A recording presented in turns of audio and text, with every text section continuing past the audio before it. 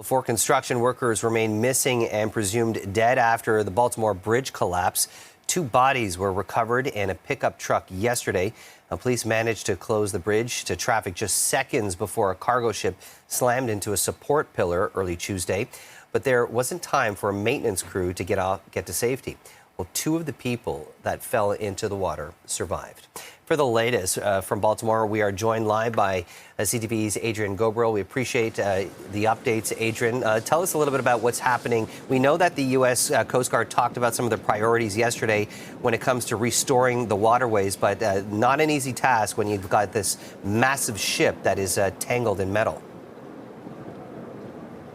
Yeah, that's right. The race really is on to now reopen the port in Baltimore. What was initially a rescue operation turned to a recovery operation, and now this is a salvage operation as they now look to reopen the port. You can see behind me, it's a gray, foggy morning, but you can see the Dali, the ship is still there in the distance behind me. You can see what remains, the Francis Key Scott Bridge. And so, tragically, the recovery efforts for the four people who are still missing this hour, that recovery effort is now closed. They're going to be looking at salvaging and reopening this waterway. It's believed that those that are still missing could be trapped under concrete and twisted metal at the bottom of the riverbed. And so the Army Corps of Engineers are looking at bringing in cranes. They're going to be looking at lifting out a lot of that debris.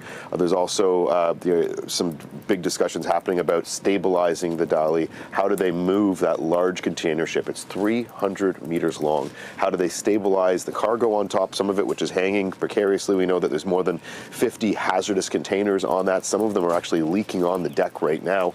So it's about stabilizing the boat, moving it slowly out of the way, and then beginning to salvage and clean the riverbed so that this essential port can reopen.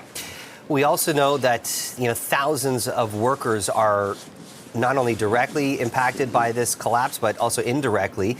This is a major economic hub for the country.